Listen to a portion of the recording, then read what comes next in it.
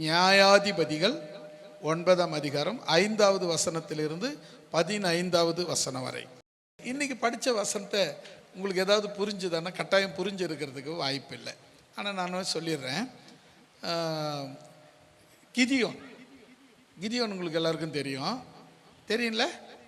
எப்படி தெரியும்? ஏதாவது ஒரு சம்பவம் சொல்லுங்கள் பார்க்கலாம். எப்படி தெரியும்னா கிண்டலாக கேட்கல, ஏதாவது ஒரு சம்பவத்தை வச்சு சொல்லுங்கள். தெரியும்னு சொன்னீங்க, இப்போதான் தேடுறீங்க. டக்குன்னு ஞாபகத்துக்கு வரல. நான் சொல்கிறதெல்லாம் காரணம், கரெக்டான காரணம் தான், அது உண்மைதான். திடீர்னு கேட்கும்போது ஒரு விஷயத்தை டக்குன்னு ஞாபகம் வர. இந்த கிதியோனுன்றவன் மீதியானியருக்கு பயந்து தன்னுடைய கோதுமை அறுவடையை அறுத்து மீதியானருக்கு பயந்து ஒரு ஓரத்தில் ஒளிஞ்சிக்கிட்டு அந்த ஒப்பிடி பண்ணுறான். அது என்ன ஒப்பிடி தானே அது பேர்? அதை ஒப்பிடி பண்ணுறான். அப்போது ஒரு தூதனானவர், கர்த்தருடைய தூதனானவர் ஒரு கருவாலி மரத்தில் உட்காந்து பராக்கிரமசாலியே அப்படின்றார். இவன் மீதியானருக்கு பயந்து அறுவடை பண்ணிட்டு இருக்கான். அவர் தேவதூதனானவர் சொல்றாரு, மகா பராக்கிரமசாலியே அப்படின்றாரு. உடனே அவன் கேட்குறான், நானே பயந்து போய் இப்படி பண்ணிட்டு இருக்கேன், நீங்கள் என்ன பராக்கிரமசாலின்னு சொல்கிறீங்களே அப்படின்னு அதுக்கு அவர் சொல்கிறாரு, இல்லை நீ பராக்கிரமசாலி தான், நீ இஸ்ரவேலை ரட்சிக்கும்படி புறப்பட்டு போ அப்படின்னு சொல்கிறாரு. அப்போ சொல்கிறது தேவன் நீங்கள் தான்னா எனக்கு ஒரு அடையாளம் கொடுங்க அப்படிங்கிறான். என்ன அடையாளம்னா, ஒரு தோலை எடுத்து தரையில் போட்டு இது மட்டும் நனையணும், பூமி எங்கன்னு நனையக்கூடாது அப்படின்னு சொல்லுவான். சரி, அதே மாதிரி பூமி தோல் மட்டும் நனையும், பூமி நனையாது. அப்போது அவன் சொல்லுவான், இது ஈஸி தான், ஆனால் இன்னொன்று சொல்கிறேன், இப்போது தோல் மட்டும் காஞ்சிருக்கணும், பூமி எங்கோ நனைஞ்சிருக்கணும் அப்படின்னு 2வது முறை கேட்குறான். அவன் சொன்னபடி 2வது முறையும் அதே மாதிரி ஆண்டவர் செய்தார். இப்போது ஆண்டவர் அழைச்சது உண்மைதான் அப்படின்னு உறுதிப்படுத்திக்கிட்டு அடுத்தது இஸ்ரவேலை ரட்சிக்கப்படி அவன் போகிறான். போகும்போது யாரெல்லாம் உன் கூட வரணும்னு நான் சொல்கிறேன், அவங்கள மட்டும் கூட்டிகிட்டு போ அப்படி சொன்னால் ஒரு திரள் கூட்டத்தை கூப்பிட்றான். எல்லாரும் வந்தாங்க. ரட்சிப்பு இப்போ ரட்சிப்பு அவசியம் இல்லையா? அதனால் எல்லாரும் வந்தாச்சு. எல்லாரும் இப்போ ஆல்ரெடி ஆயத்தமாக இருக்கிறாங்க. இப்போ என்ன ஆச்சுன்னு சொன்னால், இவ்வளோ பேர் போய் நீங்கள் ஜெயிச்சிங்கன்னா உங்களால் தான் நீங்கள் ஜெயிச்சுன்னு நினைப்பீங்க, அதனால் கொஞ்சம் பேர் போகணும் அப்படின்னா, கொஞ்சம் பேர் நான் சொல்கிற கொஞ்சம் பேர் மட்டும் போங்க அப்படின்னா. சரி, எப்படி செலக்ட் பண்ணதுன்னா, ஆற்றுக்கு இவங்களை கூட்டும் போ, தண்ணி குடிக்க வை அப்படின்னாரு. இப்போது தண்ணி குடிக்க போது ஒரு சிலர் குனிஞ்சி வாயை வச்சு குடித்தாங்க, ஒரு சிலர் அள்ளி கையால் குடித்தாங்க. இதில் வாயை வச்சு குடித்தவங்க 300 பேர். அந்த 300 பேரை தனியாக வர சொல்லிட்டாரு, மிச்ச பேரை தனியாக வர சொன்னார். நீங்களாம் வீட்டுக்கு போங்கன்ட்டார். அள்ளி குடித்தாங்களா அவங்களாம் வீட்டுக்கு போக சொன்னார். நாய் மாதிரி நக்கி குடித்தவங்கள தெரிஞ்சுக்கிட்டார். சரி, இப்போ எவ்வளோ கூட இருந்தது? எவ்வளோ பேர்? 300 பேர். இன்னும் இது கூட சொல்ல மாட்டீங்க, இப்போ தானே சொல்லி வந்தேன். 300 பேர். இந்த 300 பேராக கூட இவர் யுத்தத்துக்கு போகிறார். யாரு கூட? மீதியானியரை விரட்டுறதுக்காக. ஏன்னா மீதியானியர் தான் இவங்களை ஆண்டுகிட்டு இருக்காங்க. அதனால் அவங்கள துரத்தணும்னா இவர் எத்தனை பேரோடு? அவங்க பெரிய பட்டாளத்தோடு இருக்காங்க, லட்சக்கணக்கில் ஜனங்க, போர் வீரர்கள் எல்லாம் ஆயத்தமாக இருக்கிறாங்க. உடனே இவர் சொல்கிறார், ஆண்டவர்கிட்ட கேட்குறான், ஆண்டவரே அவங்க பெரிய பட்டாளமாக இருக்கிறாங்க, நாங்கள் 300 பேர் இருக்கிறோம், இது எப்படி சாத்தியமாகும் அப்படின்னு சொல்ல. இவன் போகும்போது என்னென்ன எடுத்து சொன்னார்? பட்டயம், கேடகம் அதெல்லாம் கிடையாது. கையில் ஒரு தீவெட்டியும் ஒரு மண்பாண்டத்தையும் எடுத்துக்கோ, பானையை எடுத்துக்கோ, ஒரு தீவெட்டியை எடுத்துக்கோ, இதான் நீ சண்டை பண்ண போகிற ஆயுதம் அப்படின்னாரு. அவன் ரொம்ப யோசிக்க ஆரம்பிச்சிட்டான். சரி, உனக்கு நம்பிக்கை இல்லையா? நீ என்ன பண்ணுற, ரகசியமாக அந்த பட்டாளம் படை கூடி இருக்கிறாங்கல்ல, அங்கே போ அப்படின்னு சொல்கிறார். அப்போது ஒரு போர் வீரன் இன்னொரு போர் வீரங்கிட்ட சொல்கிறான், ஒரு ஒரு ஒரு ஒரு இஸ்ரவேலுடைய அப்பம் உருண்டு வந்து நம்ம மேலே பட்டு நம்முடைய பட்டாளமே அழிஞ்சு போச்சு அப்படின்னு சொல்லி கனவு கண்டேன் அப்படின்னு சொன்னான். இப்போ என்ன சொல்கிறாரு? ஆண்டவர் உன்னை ஒருத்தனை கொண்டு நான் இந்த பட்டாளத்தை அழிக்க போகிறேன் அப்படின்னு சொல்லி கனவு அவனுக்கு கண்டதை இவனுக்கு வெளிப்படுத்திட்டார். உடனே வந்தான். இவங்க 3 பேரும் 300 பேரும் 3 பகுதியாக பிரிகிறாங்க. 3 பகுதியில் பிரிஞ்சு இப்போ என்ன பண்ணுறாங்க? இவங்களை சுற்றி, அதாவது அணிவகுத்து இருக்கிறாங்களே யுத்தத்துக்கு, அவங்களுக்கு 300 பேரும் ஒரே இடத்துல நிற்காம இந்த பக்கம் 300, இந்த 100 பேர், இந்த பக்கம் 100 பேர், இந்த பக்கம் 100 பேர், கிதியோனோட கூட இப்படி 3 பாகமாக பிரிஞ்சு 3 பகுதியாக 3 சேனையாக பிரிஞ்சு நின்று என்ன சொல்கிறாங்கன்னா, சண்டை எப்படி நடத்துகிறாங்கன்னா, பானையை போட்டு உடைச்சி தீவெட்டி கையில் பிடிச்சி கிதியோன் பட்டயம் கர்த்தருடைய பட்டயம், கிதியோன் பட்டயம் கர்த்தருடைய பட்டயம் அப்படின்னாங்க. அவ்வளோதாங்க.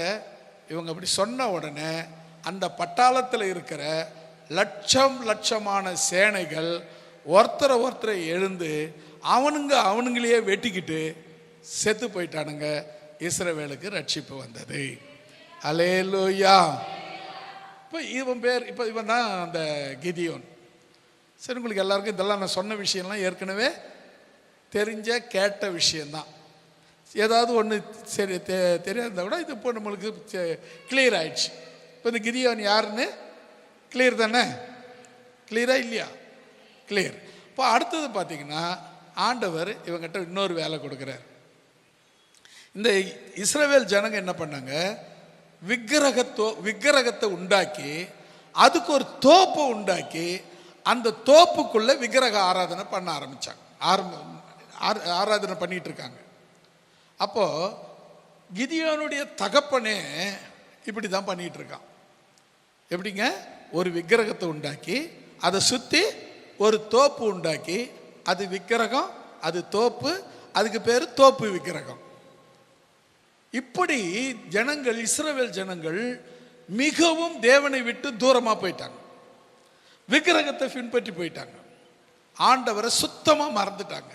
அதனால இவங்க மீதியானர் கையில் அடிமைகளாய் போய்விட்டார்கள். சரி, இப்போ இவங்களை விடுவிக்கணும்னு சொன்னால் முதல்ல இவங்க பண்ணுற வர்ஷிப், ஐடியல் வர்ஷிப், அதாவது விக்கிரக ஆராதனையை முதல்ல தகர்க்கணும் அப்படின்னு சொல்லி இப்போ கிதியோன் கிட்ட சொல்கிறாரு, நீ போய் அந்த உங்கள் அப்பா வச்சுக்கிற அந்த தோப்பு விக்கிரகத்தை அது ஃபுல்லாக க்ளோஸ் பண்ணிவிடு அப்படின்னார். இவன் போனான். ஏன்னா 300 பேரை கொண்டு ஒரு பெரிய பட்டாளத்தையும் ஜெயிக்க வச்ச ஆண்டவர் தானே அப்படின்னு சாதாரணமாக போனால் அந்த விக்கிரகம் எல்லாத்தையும் உடைச்சி அந்த பலிபீடத்தை எல்லாத்தையும் உடைச்சி தரமட்டமாக்கி தோப்பை எல்லாத்தையும் வெட்டி சங்காரம் பண்ணிட்டான். அந்த வெட்டன் தினமும் இவனுடைய தோப்பு தான், இவனுடைய விக்கிரகம் தான். ஆனால் இஸ்ரவேல் முழுக்க இந்த தோப்பு விக்கிரகத்தை தான் வணங்கிக்கிட்டு இருக்காங்க. இப்போ என்ன பண்ணாங்க? ஊர் பூரா ஒன்றா கூடி, நீ எப்படி தோப்பு விக்கிரகம் யார் பண்ணாங்க ஏது பண்ணாங்கன்னு கேட்கும்போது இதை கிதியோன் தான் பண்ணான் அப்படின்னு சொல்கிறாங்க. உடனே கிதியோன் கிட்ட ஆள் வந்து எல்லாம் கேட்குறாங்க, நீ பண்ணது எப்படி, வெளியே வா, உன்னை கொல்லணும் அப்படின்றாங்க. அதுக்கு அவன் சொல்கிறான், நீங்கள் கொல்றது ஒரு பக்கம் இருக்கட்டும், நான் என்ன பண்ணேன் சொல்ல மாட்டீங்க. நான் என்ன பண்ணேன்? விக்கிரகத்தையும் தோப்பையும் அழிச்சேன்ல, அந்த விக்கிரகம் தெய்வம்னா என்னை வந்து அட்டாக் பண்ணட்டும், என்னை வந்து கொல்லட்டும் அப்படின்னு சொன்னான். ஏன்னா நான் என்ன பண்ணியிருக்கேன்? தோப்பையும் அழிச்சிருக்கேன், விக்கிரகத்தையும் தரமட்டமாக ஆக்கிட்டேன், இடிச்சு தரமட்டமாக ஆக்கிட்டேன். அது தெய்வம்னா இதுவரை ஏன் ஆக்ஷன் எடுக்கல? நீங்க ஏன் ஆக்ஷன் எடுக்கிறீங்க? நீங்க ஏன் நீங்க தெய்வமா ஏன் மாறுறீங்க? அப்போ அது தெய்வம்னா அது ஏன் அதை காப்பாத்திக்கல அப்படின்னு கேட்ட உடனே இஸ்ரவேல் ஜனங்கள் எல்லாம் அப்பதான் அறிவு வந்தது, யோசிக்கிறாங்க. அப்போ அவனுக்கு என்னன்னு பேர் வைக்கிறாங்கன்னா எருபகால். நம்ம அந்த வசனம் அப்படி தானே படிச்சிங்க. அவனுக்கு முதல்ல வசதி 5வது வருஷத்துல தானே படிச்சிங்க. அது என்ன பேர் படிச்சிங்க?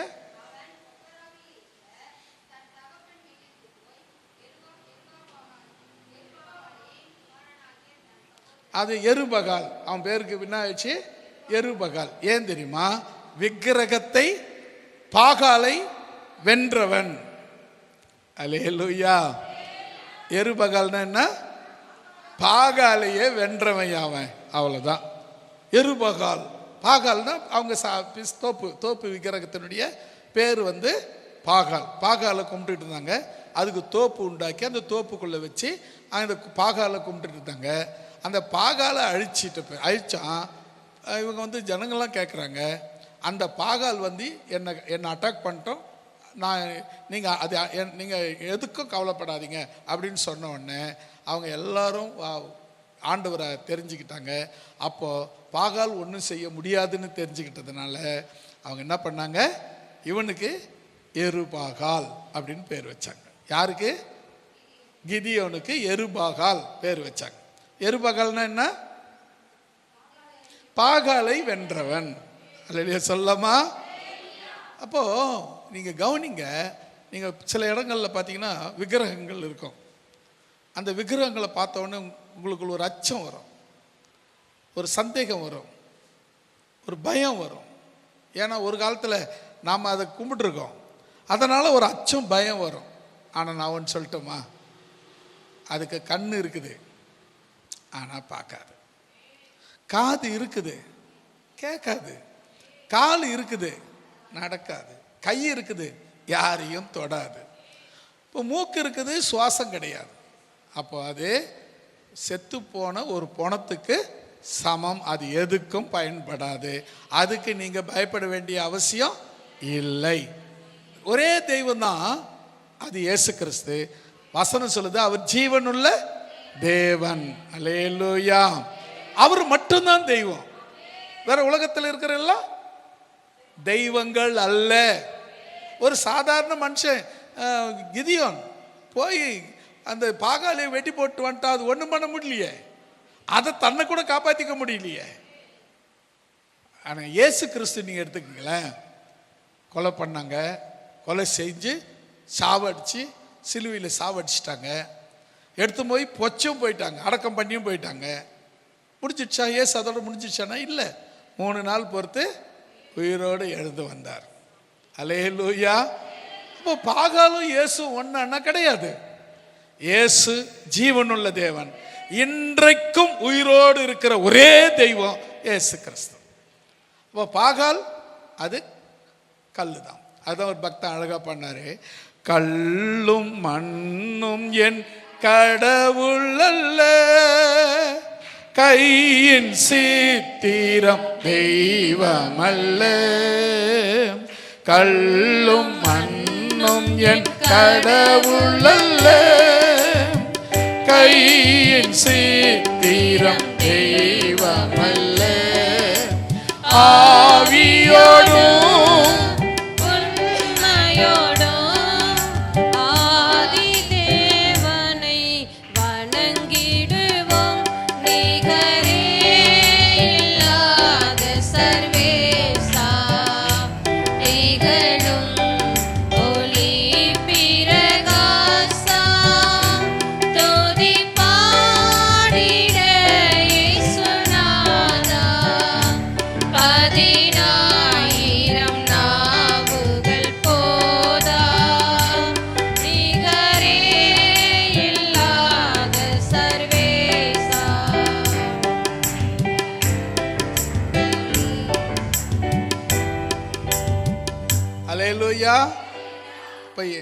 எருபகால் தான் கிதியோன், கிதியோன் தான் எருபகால். இப்போ இவரை பற்றி இன்னும் நல்லா தெரிஞ்சுக்கணும். இவர் என்ன பண்ணாங்க, இவரெல்லாம் பண்ணிட்ட உடனே இஸ்ரவேல் ஜனங்க, நீங்கள் தான் எங்களை ஆளணும் அப்படின்னு கேட்குறாங்க. நியாயாதிபதிகள் 8ஆம் அதிகாரம் 22வது 23வது வசனத்தை படிங்க. 8ஆம் அதிகாரம் 22, 23. அப்பொழுது இஸ்ரவேல் மனுஷர் கிதியோனை நோக்கி, நீர் எங்களை மீதியானியர் கைக்கு நீங்களாக்கி விட்டபடியால் நீரும் உம்முடைய குமாரரின் குமாரனும் எங்களை ஆள வேண்டும் என்று கேட்டுக்கொண்டாங்க. என்ன சொல்றாங்க? கிதியோனை பார்த்து, நீ உன் பிள்ளைக்கு புள்ள வாழையடி வாழையா நீங்க தான் எங்களை ஆளணும் அப்படின்னு கேட்டுக்கிறாங்க. ஆனா கிதியோன் பதில பாருங்களேன். அதற்கு கிதியோன், நான் உங்களை ஆள மாட்டேன். அல்லேலூயா. ஏன் அப்படின்னா சொல்றாரு, என் குமாரனும் உங்களை ஆள மாட்டான். யார் தான் ஆளணும்? கர்த்தரே உங்களை ஆளுவாராக என்றான். அல்லேலூயா. உங்களை ஆள்றது நிஜமா? சில பேருக்கு அவங்க தலைவர்கள் தான் ஆள்றாங்க. சில பேருக்கு ரஜினி, சில பேருக்கு விஜய், சில பேருக்கு அஜித், இவங்க தான் ஆண்டுகிட்டு இருக்காங்க. எது செய்தாலும் அவங்கள மாதிரியே செய்யறது, அவங்கள மாதிரியே பண்ணுறது. நீங்கள் எது செய்தாலும் இயேசு மாதிரி பண்ணணும். அல்லேலூயா. உங்களுக்கு தலைவர் இயேசு கிறிஸ்து தான். நீங்கள் அவருக்கு ரசிகராகவும் சீஷர்களாக இருக்கணுமே தவிர இந்த உலகத்தில் யாரும் உங்களை ஆளக்கூடாது. அல்லேலூயா. நான் எங்கள் தலைவர் தெரியுமா? யார் அவரு? உலகத்தார் சொல்றாங்களே என் தலைவர் யார் தெரியுமா? ஒரு 10 வருஷம் போது அவர் காணுமே, எங்கே போனார்? ஆனால் 2000 வருஷமா இந்த இயேசு கிறிஸ்து இருக்கிறார். நம்முடைய முன்னோர்கள் பார்த்தாங்க. நானும் 25 வயசில் இயேசுவை பார்த்தேன், இன்னும் பார்த்துட்டு இருக்கேன். எங்கள் பசங்களும் பார்த்தாங்க, இயேசுவை பார்த்துட்டு இருக்காங்க. இப்போ எங்கள் பேரனும் இயேசுவை பார்க்க ஆரம்பிச்சிட்டான். பார்த்துக்கோங்க. அப்போ நேற்றும் இன்றும் என்றும் மாறாத ஒரே தெய்வம் ஆண்டவராகிய இயேசு கிறிஸ்துவே. அல்லேலூயா. இப்போ நீங்கள் கவனமாக கவனிக்க வேண்டிய விஷயம், யார் உங்களை ஆளணும்னா ஆண்டவர் தான். இன்னைக்கு நிறைய பேர் சொல்லுவாங்க, நம்ம நாட்டை ஆள்றது யாரு? மோடி, இங்கே விஜய் அப்படின்னு சொல்கிறோம். நாட்டை ஆண்டுட்டு போயிட்டோம். உன்னை ஆள்றது யாரு? அதுதான் முக்கியம். நாட்டை யார் வேணாலும் ஆண்டுட்டு போட்டோம், அது நமக்கு அவசியம் இல்லை. என்ன உன்னை ஆள்றது யாரு? என்ன ஆள்றது இயேசு. உங்களை ஆள்றது? ஆமாங்க. அது மட்டும் சரியா இருந்தா உங்க ரூட்டு சரியா இருக்குதுன்னு அர்த்தம். இல்லைன்னா உங்க ரூட்டு தப்பா இருக்கிறது. நீங்க சரியான ரூட்ல போனோம்னா உங்களை யாரு ஆளணும்? இயேசு கிறிஸ்து தான் ஆளணும். நிறைய நேரங்களில் பார்த்தீங்கன்னா நம்ம வேற ஒருத்தர் நம்ம ஆண்டுகிட்டு இருப்பாங்க. நமக்கு பணம் கொடுக்குறவங்க, நமக்கு உதவி செய்கிறவங்க, நம்மளை உயர்த்தி வச்சவங்க, நமக்கு துணையாக நமக்கு சப்போர்ட்டாக பேசினவங்க, இவங்கெல்லாம் நம்மளை ஆண்டுக்கிட்டு இருப்பாங்க. நான் சொல்லட்டுமா, உங்களை என்ன யார் இது எல்லாமே எனக்கு ஒருத்தர் உதவி பண்ண. இப்போ நம்ம இருக்கிற இந்த இடம் நான் வாங்கலை, வேற ஒருத்தர் வாங்கி கொடுத்தாங்க. இப்போ அவங்க இது ஃபோட்டோ எங்கன்னா இருக்குதா பாருங்கள், அவங்க எங்கன்னா தெய்வமாக இருக்காங்களா பாருங்கள். எப்படின்னா அவங்கள பற்றி நான் அவங்கள ஒரு வர்ஷிப் பண்ணுறேன்னா பாருங்கள். அவரே வாழணும், இவரே வாழ்க, அவர் இப்படி கடவுள் இப்படி கடவுள் சொன்னா இல்லை. ஏன்னா என் ஆண்டவர் எனக்கு உதவி பண்ணணும்னா யாரை வேணாலும் எழுப்பி விடலாம். உன் ஆண்டவர் உனக்கு உதவி பண்ணணும்னா யாரை வேணாலும் எழுப்பி உனக்கு உதவி செய்யலாம். உதவி செய்கிறவர்கள் கடவுள் அல்ல, கடவுள் இயேசு மட்டும்தான் கடவுள். அல்லேலூயா. உதவி செய்யறதெல்லாம் அது எல்லாம் ஆண்டவரால் நடக்குது. இது எப்படிங்க நடந்துச்சு அப்படின்னா, பாவம் அவர் பரிதாபப்பட்டார் இல்லைங்க, அவர் ஆர்டர் விட்டாருங்க. அல்லேலூயா. இவர் எனக்கு என் மேல இரக்கம் கட்டினாருங்க இல்லைங்க, அவர் உத்தரவிட்டாருங்க. அல்லேலூயா. இவர் நான் எப்படி கீழே கடந்தங்க என்னை தூக்கி விட்டாருங்க இல்லைங்க, அவர் உத்தரவு கொடுத்துருக்கிறாருங்க. அவர் உத்தரவு கொடுக்காம யாரும் உனக்கு ஒன்றும் செய்ய முடியாது. உனக்கு உதவி செய்தாலும் சரி, உன்னை தூக்கி விட்டாலும் சரி, உன் காயம் கட்டினாலும் சரி, உன்னை கழுதை மேல் சுமத்து எடுத்து போய் சத்திரத்தை கலத்தினாலும் சரி, எல்லாம் எல்லாம் எல்லாம் எல்லாம் அவரால் மட்டுமே. அவர் இல்லாம யாரும் நம்மளுக்கு உதவி செய்ய முடியாது. இப்போ உதவி செய்த ஐயா தான் எனக்கு உதவி செய்தார் இருக்கட்டும். இயேசு சொன்னார், அவர் செய்தார். நல்ல ஜெபராஜ் நிறைய உதவி ஊழியம் செய்தார், உதவி செய்தார். ஆண்டவர் சொன்னார், அவர் செய்தார். இப்போ யாருக்கு முக்கியம்? ஆண்டவர் தான் முக்கியம். யார் என்ன ஆளணும்? ஆண்டவர் தான் என்ன ஆளணும். சொல்றவங்கெல்லாம் வழி நிற்கிறவங்கெல்லாம் நம்மள ஆளக்கூடாது. உங்களை ஆள்றது யாரா இருக்கணும்? ஆண்டவராக இருக்கணும். ஆனால் இந்த கிதியோன் கிட்ட ஒரு சின்ன மிஸ்டேக் நடந்துச்சு. அவங்க சின்ன மிஸ்டேக் பண்ணிட்டான். என்னன்னு பாருங்களேன். 30ஆம் அதிகாரம் 30லிருந்து 32 வரை, அதே அதிகாரத்தில் 30வது வசனத்திலிருந்து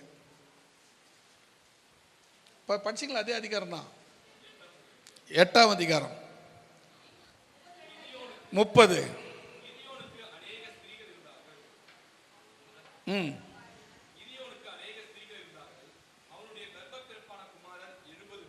போதும், அப்புறம் அடுத்தது படிக்கலாம். இன்னும் அவர் பண்ண மிஸ்டேக் என்ன தெரியுமா? அநேக ஸ்திரீகளை கல்யாணம் பண்ணது தான். இது என்ன பிரச்சனை அப்படின்னா, அநேக பெண்களை கல்யாணம் பண்ணுறது நல்லதா கெட்டதா அப்படின்னா ரொம்ப கெட்டது. அதுதான் நம்ம பைபிள் புதிய ஏற்பாட்டில் உன் மனைவியை தவிர வேற யாரை வேற இச்சையோடு பார்த்தாலும் அது பேர் விபச்சாரம். உன் புருஷனை தவிர யாரை இச்சையோடு ஆசையோடு பார்த்தாலும் அது பேர் விபச்சாரம் அப்படின்னு பைபிள் சொல்லிடுச்சு. பழைய ஏற்பாட்டில் இவர் பண்ண மிஸ்டேக்குன்னா நிறைய பெண்களை கல்யாணம் பண்ணார். அதோட விட்டாரானா? அதுவும் இல்லை. 31வது வசனம் வாங்களேன். சீகேமில் இருந்த அவனுடைய மணவாட்டி நிறைய பெண்கள், மறுமணவாட்டி, ரெண்டாவது செகண்ட் ஒய்ஃப், மறுமணவாட்டி அவனுக்கு ஒரு குமாரனை பெற்றான். அவனுக்கு அபிமெலேக்குன்னு பேரு. என்ன ஊர் பொண்ணுது? சீகேம் ஊர்ல இருந்து ஒரு பொண்ணை கல்யாணம் பண்ணாரு. அந்த பொண்ணுக்கு ஒரு பையன் பிறந்தான். அவன் பேரு அபிமெலேக்கு. இப்போ அவங்க அப்பா காலமாயிட்டாரு. அவர் முடிஞ்சிட்ட பிறகு இப்போ ஏற்கனவே அவருக்கு எத்தனை பசங்க இருக்காங்க? கல்யாணம் பண்ணி பிறந்தவங்க 70 பேர். மறுமணவாட்டிக்கு ஒரு பையன். மொத்தம் 71 குழந்தைங்க. இந்த 71 குழந்தைங்களுக்கு அவன் 70 குழந்தைங்களுக்கு என்ன பண்ணால் ஒவ்வொரு ராஜ்யத்தை உண்டாக்கி அவங்கள அங்கங்கே ஒரு இடத்துல வச்சு அவங்களுக்கு ஒரு வீடு, அவங்களுக்கு ஒரு தோட்டம், ஒரு துறவு, அதுக்கு ஒரு பங்களா, அதுக்கான வேலைகள், அதுக்கு ஏற்ற மாதிரி எல்லாத்தையும் செட் பண்ணி வச்சு அவங்கள அங்கங்கே இடத்துல வச்சுட்டான். 70 பேரும் சுமூகமாக அவங்கவுங்க அங்கங்கே வாழ்ந்துட்டு இருக்காங்க. ஒன்றும் பிரச்சனையே இல்லை. ஆனால் கிதியோன் செத்த பிறகு நடந்த ஒரு பெரிய அசம்பாவிதம் என்னன்னு சொன்னால், இப்போ 32வது வசனத்துக்கு வாங்க. யோவாசின் குமாரனாகிய கிதியோன் நல்ல விருத்தியாப்பியத்தில், அதாவது நல்ல முதிர் வயதில் மரித்து ஓரேப்பிலே தன் தகப்பனாகிய யோவாஸ் என்னும் அபியேசருடைய கல்லறையில் அடக்கம் பண்ணப்பட்டான். இதெல்லாம் எதனா பிரச்சனையா? இதில் எதனா பிரச்சனையா? எதுவும் கிடையாது. என்ன பிரச்சனை வந்ததுன்னா, இவன் அபிமெலேக் என்ன பண்ணான்னா, அந்த சீகேமில் இவங்க எல்லாரும் 70 பிள்ளைங்களும் சீகேமில் ஒவ்வொரு இடத்துல ஒவ்வொரு ஜமீன்தார்கள் மாதிரி வாழறாங்க. குட்டி குட்டி ராஜாக்களாக 70 பேரும் 70 ஸ்தானங்களில் வாழறாங்க. சீகேம் பட்டணத்தில் 70 இடத்துல வாழறாங்க. ஒரே இடத்துல எல்லாரும் இல்லை. அவங்கவுங்களுக்கு தனி வீடு, அவங்கவுங்களுக்கு தனி குடும்பம், எல்லாம் தனித்தனியாக வச்சு தனியாக அவங்களுக்கு பராமரிக்கிறதுக்கு, வேலை செய்யறதுக்கு எல்லாம் சரியாக வச்சு எல்லாரும் 70 பிள்ளைகளும் தனியாக இருக்காங்க. இந்த மறுமணவாட்டியின் பிள்ளை. அதனால தான் நான் முதல்ல சொன்னேன், இந்த ஒரு ஒய்ஃபுக்கு மேலே போனாவே இந்த இவங்களுக்குள்ளே என்ன ஆகிடும்னா காம்படிஷன் ஆகிடும். இவங்களுக்குள்ளே காய்ப்புணர்ச்சி வந்துடும். காய்ப்புணர்ச்சி வந்தால் என்ன பிரச்சனை அப்படின்னா, இவங்க என்ன பண்ணுவாங்கன்னா, அடுத்தது நான் தான் ஆளணும்னு நினைப்பாங்க. இப்போ என்ன பண்ணால், இவனுக்கு முதல் பிறந்த 70 பிள்ளைங்க இருக்கிறாங்க, அவங்க அமைதியாக இருக்கிறாங்க. இந்த 2ஆம் தரத்துக்கு பிறந்தான் பார்த்தீங்களா அபிமெலேக்கு, அவன் என்ன பண்ணான், சீகேமில் இருக்கிற அவங்க சீகேமிலேருந்து அவங்க அம்மா சீகேமில் இருக்கிற ஜனங்களை பார்த்து, சீகேம் உங்களுடைய ஜனம், நான் உங்களை ஆள்றதா இல்லை அவங்க 70 பேர் உங்களை ஆள்றது சரியா? நான் ஒருத்தன் உங்கள் ஆள். அந்த எங்கே பிரிக்கிறான் பாருங்க. அந்த ஜாதி பிரச்சனை இங்கே இப்போ வந்தது இல்லைங்க, அப்போவே உருவாக்கிட்டானுங்க. அதை என்ன பண்ணிட்டாங்க, நான் உங்கள் ஆள், உங்கள் புள்ள, உங்கள் குடும்பத்தில், உங்கள் ரத்தத்துலேருந்து வந்தவன், நான் உங்களை ஆளணுமா அவன் உங்களை ஆளணுமா அப்படின்னு ஒரு பெரிய இது வச்சாங்க. உடனே சரி என்ன செய்யணும்னா அவங்க 70 பேரையும் கொன்னுடணும் சொன்னால், அந்த சீகேம் மனுஷர் போய் அவனை 70 பிள்ளைகளையும் குடும்பத்தையும் கொன்று அழிச்சிட்டாங்க. அதில் ஒருத்தன் என்ன பண்ணான், கடைசி பையன், அவன் பேர் யோதாம். அவன் என்ன பண்ணான், எஸ்கேப் ஆகிட்டான், ஒளிஞ்சிக்கிட்டு இருந்தான், தப்பிச்சிட்டான். தப்பிச்சு என்ன பண்ணான், இவன் பேசினது தான் இந்த வார்த்தை. யோதாம் பேசின வார்த்தை தான் இப்போ நம்ம படித்த 5வது வசனத்திலிருந்து 15வது வசனம் வரை படித்த வசனம். இப்போ உங்களுக்கு புரிஞ்சிருக்கும், ஓரளவுக்கு கரெக்டாக வந்து புரிஞ்சுது. இப்போ யோதாம் என்ன சொல்கிறாரு அப்படின்னா, இங்கே கவனிங்க.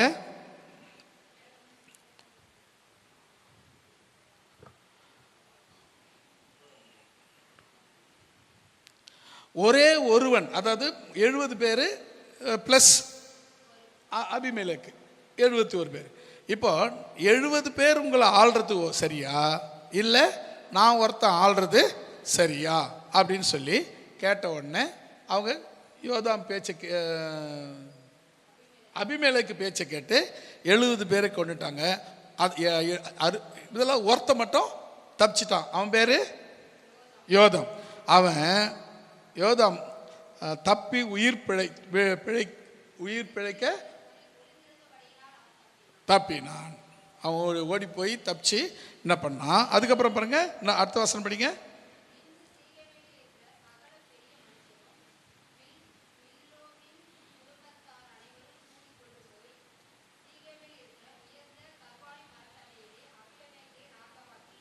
இப்போ என்ன பண்ணாங்க, அவங்க 70 பேரை கொண்டுட்டு இவனை ராஜாவாக எங்கே மாக்கினாங்க, கருவாளி மரத்தின் கீழே கொண்டு போய் ராஜாவாக்கினாங்க. இப்போ அதுக்கு பின்பு தான் யோதாம் மக்களுக்கு என்ன சொல்கிறான், ஒரு ஓமையை சொன்னான். இயேசு கிறிஸ்து பார்த்தீங்கன்னா நிறைய ஓமைகளை சொல்லியிருப்பார். புதிய ஏற்பாட்டில் நிறைய ஓமைகளை சொல்லியிருப்பார். உவமைகள், ஊமைன்றது பேச முடியாதது. ஊமைகள்னா மாற்று, அதாவது ஒரு கருத்தை சொல்லி ஒரு காரியத்தை புரிய வைப்பது, அது பேர் ஊமை. சரி, இப்போ பாருங்க, அபிமெலேக்கின் ஆட்சியை பற்றி எச்சரிப்பை கொடுக்கிறதாக அவனுடைய பீச்சு இருக்கும். அதாவது அபிமெலேக்கு உங்களுக்கு எப்படிப்பட்ட ஆட்சி கொடுக்க போகிறான், இவன் தப்பிச்சு எஸ்கேப் ஆகிட்டான், இவங்களை பிடிக்க முடியாத இடத்துல போய் நின்றுக்கின்னு இருந்தாலும் நான் ஒரு அட்வைஸ் சொல்லிட்டு போகிறேன், உங்களுக்கு ஓமையை சொல்லிட்டு போகிறேன், ஒரு கருத்து சொல்லிட்டு போகிறேன், நான் தப்பிச்சிட்டேன், நான் உங்கள் கையில் இதுக்கப்புறம் ஆப்பிட மாட்டேன் அப்படின்னு சொல்லிட்டு ஒரு கருத்து சொல்கிறான். என்னன்னு சொன்னால் அதுதான் நாம் படிக்க போகிற இந்த செய்தி. அல்லேலூயா. முதல்ல பார்த்தீங்கன்னா இது முதல்ல இந்த ஓமையின் கருத்து, இந்த ஓமையின் விளக்கம் என்னன்னு சொன்னால், இந்த முதல் பார்த்தீங்களா 7வது வசனமும் 8வது வசனமும் 9வது வசனமும் படிங்களேன்.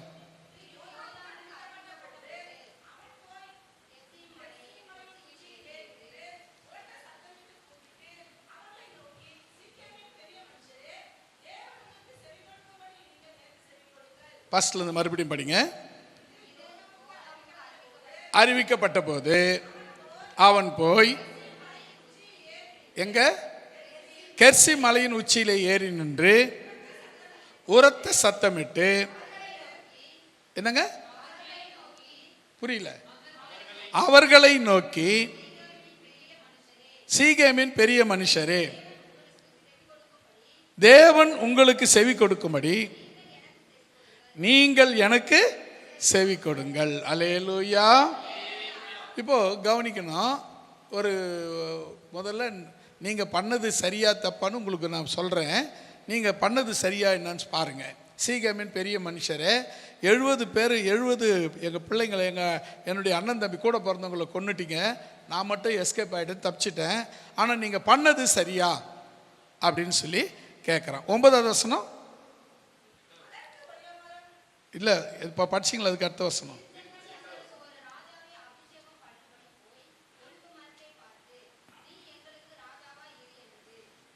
எந்த வசனம்? 8வது வசனம் பாருங்க. விருட்சங்கள் ஒரு ராஜாவை அபிஷேகம் பண்ணி வைக்கும்படி போய் ஒலிவ மரத்தை பார்த்து ராஜாவாயிரு என்றது. 9வது வசனம். அதுக்கு ஒலிவ மரம், தேவர்களும் மனுஷர்களும் புகழ்கிற எண்ணிலுள்ள கொழுமையை விட்டு மரங்களை அரசாளுவேனோ என்றது. ஆமென். அல்லேலூயா சொல்லலாமா? இப்போ நம்ம முதல் யோதாம் சொன்ன முதல் ஓமை என்ன சொல்றாரு? முதல்ல பாருங்க, ஒலிவ மரத்தை பார்த்து, ஒலிவ மரம் தானே, ஒலிவ மரத்தை பார்த்து நீ எங்களுக்கு மரங்கள் எல்லாம் பார்த்து, நீங்கள் ஒலிவ மரத்தை பார்த்து நீ எங்களுக்கு ராஜாவாயிரு என்றது. அதுக்கு ஒலிவ மரம் என்ன சொல்லிச்சு? தேவர்களும் மனுஷரும் புகழ்கின்ற எண்ணிலுள்ள கொழுமையை விட்டு நான் மரங்களை அரசால போவேனோ என்றது. இப்போ ஒலிவ மரம் நான் ராஜாவா வரமாட்டேன், தலைவனா வரமாட்டேன் அப்படின்னு சொல்லிடுச்சு. இப்போ 4 காரியம் சொல்லப்படுது. 1 ஒலிவ மரம், 2 அத்தி மரம், 3 திராட்சை செடி, 4வது முள்ளு செடி மரம். இப்போ இந்த 4 மரத்தில் இப்போ ஒவ்வொரு மரமாக நம்ம பார்க்க போகிறோம்.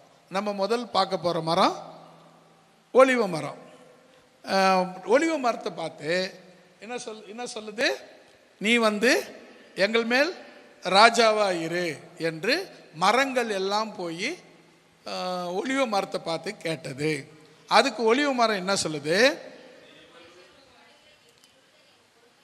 தேவர்களும் மனுஷர்களும் புகழ்கிற எண்ணில் உள்ள கொழுமையை நான் விட்டு மரங்களை அரசாலை போகணும் என்றது. எனக்கு என்ன சொல்லுதுன்னு சொன்னா, தேவர்கள் என்னை புகழறாங்க, மனிதர்கள் என்னை புகழறாங்க, என்னை கௌரவிக்கிறாங்க. எனக்குள்ள இருக்கிற எண்ணெய் அப்படி, எனக்குள்ள இருக்கிற எண்ணெய் சமையலுக்கு பயன்படும், மருத்துவத்துக்கு பயன்படும், மற்ற எல்லாத்துக்கும் என் எண்ணெய் தான் பயன்படுறாங்க. இந்த ஒலிவ மரமாக இருக்கிற நான் என்னுடைய செழுமையை, கொழுமையை, என்னுடைய நன்மையை விட்டு நான் மரங்களை அரசால மாட்டேன் என்று மறுத்து விட்டது. அல்லேலூயா. இப்போ இங்கே சொல்லப்பட்டிருக்கிறதுனா, மனிதர்களும் தேவர்களும் மனிதர்களும் புகழ்கிற, கௌரவிக்கிற, மதிப்புக்குரிய, இல்லை உயர்விக்கப்படுகிற, அதாவது மனுஷர்கள் மட்டும் இல்லை தேவர்களும் புகழ்கிற ஒரு இடத்துல இருக்கிறன்னா யார் அரசால மாட்டேன்? மரங்களை அரசால நான் வரமாட்டேன் அப்படின்னு சொல்லு. இப்போ இதுக்கு என்ன பொதுவாக பாருங்களேன், இந்த ஒலிவ மரத்தினுடைய அர்த்தம் என்ன?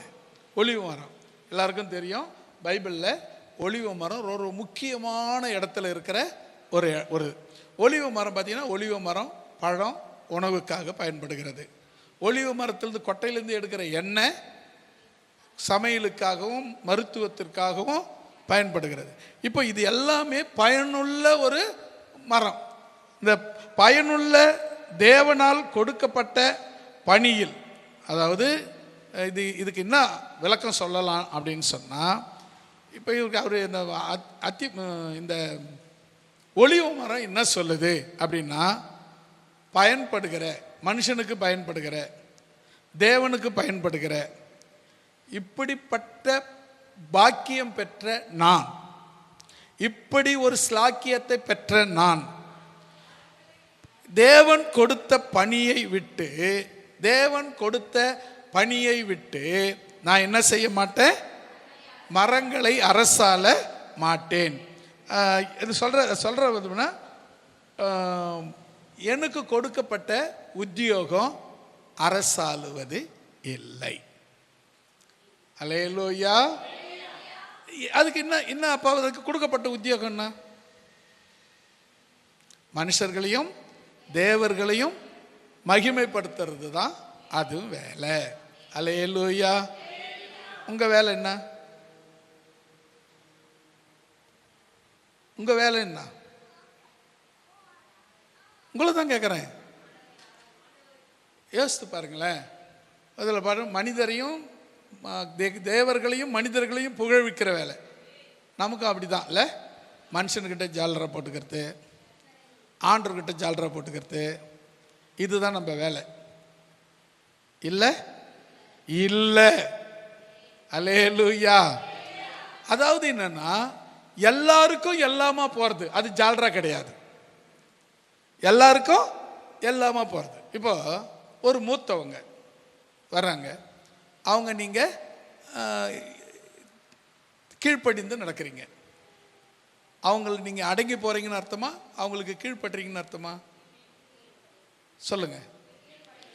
கீழ்ப்படின்னு அர்த்தம், அடங்கி போறோன்னு அர்த்தம் கிடையாது. அது அவங்க தவறா புரிஞ்சுக்கிட்டாங்கன்னா அதுக்கு நான் பொறுப்பு கிடையாது. என்ன விஷயம்னா, ஒரு நம்மளை மூத்தவர்களுக்கு மரியாதை கொடுப்பது மனிதனுடைய இயல்பு. சில சொர்ண கட்டங்க இருக்காங்க, யாருக்கும் மதிக்க மாட்டாங்க, யாருக்கும் மரியாதை கொடுக்க மாட்டாங்க. அவர் பாட்டுன்னு போவார், இவர் பாட்டுன்னு காலை நீட்டிக்கின்னு பப்பரப்பான்னு நீட்டின்னு உட்காந்துருப்பாங்க. ஒரு அந்த அந்த சூடு சொரணை இல்லாத அவங்கெல்லாம் பேர்த்து சூடு சொரணை இல்லாதவங்க. என்ன அப்படின்னு சொன்னால், நாம் உயிருள்ளவங்களாக இருந்தால் எல்லா விதமான உணர்வுகளும் நமக்குள்ளே இருக்க வேண்டும். அல்லேலூயா. மூத்தவங்க வராங்க, அவங்களுக்குரிய மரியாதை கொடுக்கணும். இவங்க வராங்க, இவங்களுக்குரிய மரியாதை கொடுக்கணும். இப்போ நம்ம உதாரணத்துக்கு நம்மளிருந்து ஒருத்தர், பொங்கல்லேருந்து ஒருத்தர் எம்எல்ஏ ஆகிட்டீங்கன்னு வச்சுங்களேன், என்ன பண்ணுவீங்க நீங்கள்? நம்ம சிஸ்டர் தானே, சரி நம்ம பிரதர் தானே அப்படின்னு சொல்லுவீங்களா? அந்த எம்எல்ஏவுக்கு கொடுக்க வேண்டிய மரியாதை கொடுப்பீங்களா? எம்எல்ஏவுக்கு கொடுக்க வேண்டிய மரியாதை அவருக்கு கொடுத்தாகணும். ஏன்? அதுதான் ஒழுக்கம். அல்லேலூயா. இந்த ஒழுக்கமே இல்லாத வளர்றவங்க அவங்களுக்கு ஒன்று சூடு சொன்னியே இருக்காது, எல்லாம் சமமாக இருப்பாங்க. அன்னைக்கு வந்து அப்போ அக்கா வாடி போடின்னு பேசியிருப்போம் இல்லையா? இப்போ உங்களுக்கு பழக்கம், இப்போ வாடா போடான்னு பேசுவோம். அதே இடத்துல அவர் எம்எல்ஏவாக வந்து நிற்கிறாங்கன்னு சொன்னால் வாடி போடி அப்படின்னு பேசலாமான்னா பேசக்கூடாது. அங்கே இடத்துல என்ன பண்ணோம்? வாங்க. ஏன்னா மற்றவங்க நம்ம பக்கத்தில் இருக்கும்போது நம்மளை வந்து மட்டமாக நினச்சிடுவாங்க, அவரை மட்டமாக நினைக்க மாட்டாங்க. ஒரு எம்எல்ஏ வராங்க, அவங்களுக்கு என்ன பண்ணணும்? இவங்க ரெஸ்பெக்ட் பண்ணலை, இது சொர்ணகட்ட ஜென்மம். நான் சொல்லலை, அப்படி தானே சொல்லுவாங்க, அப்படி சொல்லுவாங்க. அப்போ என்னன்னு சொன்னால், நம்ம எப்பவுமே மற்றவர்கள், அதாவது மனுஷன் இப்போ யாருக்கு எப்படி நடக்கணும் அப்படின்னு ஒரு வரைமுறை இருக்கிறது. அல்லேலூயா. யார்கிட்ட எப்படி நடந்து கொள்ள வேண்டும், யாருக்கிட்ட எப்படி பேசணும். சில பேர் பார்த்தீங்கன்னா அந்த பேச்சில் வாங்க போங்கன்னே இருக்காது. வரேன், போகிறேன், வந்தேன், அதை எடு, தாங்க போ, இது அப்படியே இப்படி தான் பேசுவாங்க. நீங்கள் யாருன்னா இருந்தீங்கன்னா இன்றைக்கி மாற்றிடுங்க. இங்கே வா அப்படின்னு கூப்பிடுறேன், இங்கே வாங்க, அங்கே போங்க, அங்கே போ, அங்கே போங்க, அதை எடு, அதை எடுங்க. இந்த இங்கே அப்படின்னு ஒரு வார்த்தை சேர்க்கறதுனால உன் தலையில் இருக்கிற கிரீடம் விழ போகிறதே கிடையாது. உன் தலை மேலே இன்னொரு கிரீடம் ஏறுமே தவிர இறங்கவே இறங்காது. அல்லேலூயா. அதான் நமக்கு முன்னோர்கள் சொன்னாங்க, கிவ் த ரெஸ்பெக்ட். என்ன சொன்னீங்க? சத்தமாக சொல்லுங்க, புரியல. ஏன் திருப்பி கேட்டால் பயப்படுறீங்க? ஏய் ஏய், சார்ஜ் குறைஞ்சி போயிடுச்சு. டேக், எடுத்துக்கோ. மரியாதையை கொடுத்துட்டு வாங்குன்னு அர்த்தம் இல்லை. டேக்குன்னா எடுத்துக்கொள். நீ என்ன மரியாதையை கொடுக்குறியோ அதான் உனக்கு ரிப்ளே வரும். கண்ணாடிக்கு முன்ன போய் நீ எப்படி நிற்கிறியோ அதுதான் உன்னை காட்டும். அப்போ நீ யாருங்கிறத நீ உன்னுடைய பேச்சில், செயலில், நடக்கையில் தான் இருக்கிறது. இப்போ இந்த கேதுரு மரம், இந்த ஒலிவ மரம் பாசுங்க, என்னுள்ள தேவனால் கொடுக்கப்பட்ட இந்த உண்மையான பணி. என்ன பணி? எனக்கு தேவன் என்ன கொடுத்துருக்கிறாரு? மனுஷர்களையும் தேவர்களையும் புகழ்விக்கிற, மகிழ்விக்கிற ஒரு புனிதமான வேலையை எனக்கு தேவன் கொடுத்திருக்கிறார். அல்லேலூயா. அவர்களுக்கு மருந்தாக பயன்பட தேவன் என்னை கொடுத்திருக்கிறார். அவர்களுக்கு உணவாக பயன்பட என் பழங்களை கொடுத்திருக்கிறார். அப்படிப்பட்ட நான் தேவன் கொடுத்த இந்த பணியில் உண்மையா இருப்பேனே தவிர உங்களை அரசால வர மாட்டேன். அல்லேலூயா. இந்த அரசாள்வதுன்னு என்ன அர்த்தம்? அரசாள்வதுன்னு என்ன அர்த்தம்? அது சரி, ஆளுகை தான். அது என்ன அர்த்தம்? இல்லைங்க, அதிகாரம் செய்வது. அல்லேலூயா.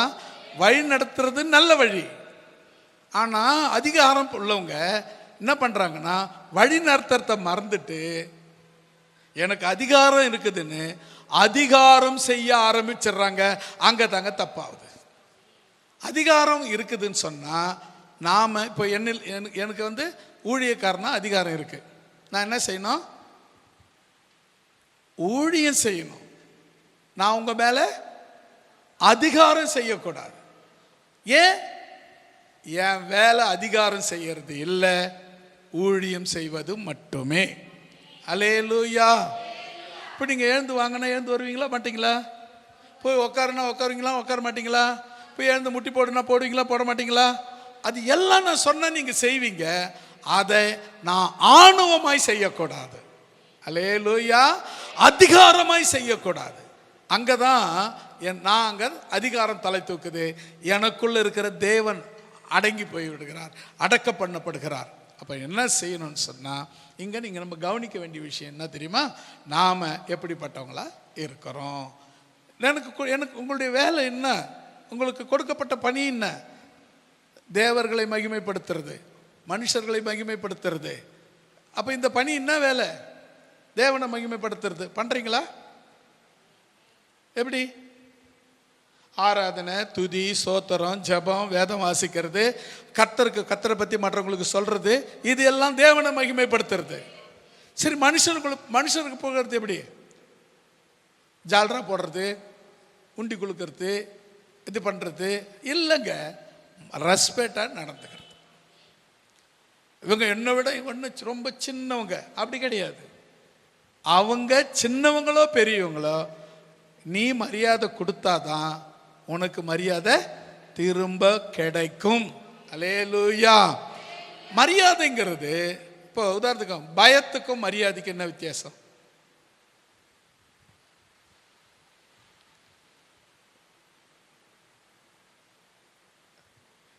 எல்லாம் அமைதியாயிட்டீங்க.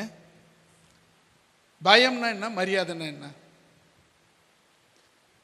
சரி, நானே சொல்லிடுறேன். நீங்கள் ரொம்ப பயப்படுறீங்க. நானே சொல்லிடுறேன். இப்போ ஒரு அப்பா தன் பையனை பெரிய கொம்பு எடுத்துன்னு அடிக்க வராரு. அது பேர் பயம். ஆமாவா? சந்தேகமே இல்லை. சரி, அதே ஒரு ரவுடி, பேச்சு சொல்லிட்டு பேச்சு மாற்றக்கூடாது, சரியா? ஒரு ரவுடி கொலைகாரன் அதே பையனை வெட்டுறதுக்கோ அடிக்கிறதுக்கோ வரான். இப்போ என்ன வரும்? என்னங்க பேச்சு மாற்றி மாற்றி சொன்னா எப்படிங்க அர்த்தம்? இங்கே பார்த்தீங்கன்னா இங்கே இருக்கிறது ரவுடியை பார்த்து வரும்போது வர்றது பயம். இங்கே அப்பாவை பார்த்து வரும்போது மரியாதை தான் வருமே தவிர பயம் வராது. இந்த வித்தியாசம் நமக்கு சில நேரத்தில் தெரியுது கிடையாது. அப்பாவும் கையில் தடி இருக்குது, ரவுடி கையில் தடி இருக்கு. ஆனால் அப்பாவுக்கு நம்ம மரியாதை கொடுக்குறோம், ரவுடியை பார்த்தா பயப்படுறோம். இது ரெண்டுத்துக்கும் வித்தியாசம் தெரியணும் நமக்கு. இந்த வித்தியாசம் தெரியலனா தான் நம்ம கடைசி வரலும் கொஞ்சம் அந்த புரியாத இடத்துலையே இருப்போம். இது நமக்கு முதல்ல புரியணும். இப்போ நம்ம தேவனை மகிமைப்படுத்துகிறோமா? எப்படி?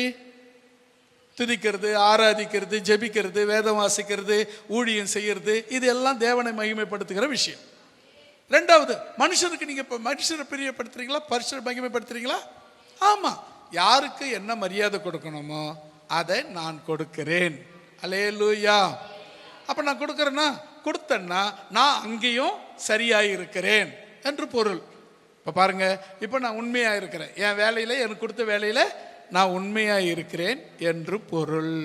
இதில் அதிகாரம் நான் தான் எல்லாம் அப்படின்னு நான் தடி எடுக்கிறேன்னு வச்சுக்கேன். அப்போ என்ன அர்த்தங்க? அதிகாரம் தலை தூக்குது. அங்கே என்ன நடக்கலை? தேவன் எனக்கு கொடுத்த வேலை நடக்க பெறாமல் போகுது. அதனால் அந்த அந்த இடத்துல தேவனுடைய நாமம் மகிமைப்படவில்லை, தேவனுடைய நாமம் அங்கே குறைவுபடுகிறது. அல்லேலூயா. இப்போ ஒலிவ மரம், ஒலிவ மரத்தை நம்ம பார்த்துட்டோம். ஒலிவ மரம் என்ன சொல்லுது? ஒலிவ மரத்தை பார்த்து மரங்கள் எல்லாம் சொல்லுது, நீ என்ன எங்களை அரசாளு அப்படின்னு சொல்லுது. ஒலிவ மரத்தினுடைய தன்மை என்ன? தேவர்களையும் மனுஷர்களையும் புகழ்கிற, தேவரும் மனுஷரும் புகழ்கிற ஒரு மரம். தேவர்களும் புகழுறாங்க, மனுஷர்களும் புகழுறாங்க. அப்படிப்பட்ட ஒரு உயர்ந்த இடத்துல இருக்கிற நான் என்ன செய்ய மாட்டேன்? என்னுடைய தன்மையை இழந்து அதிகாரம் செய்ய வரமாட்டேன். அல்லேலூயா. இரண்டாவது,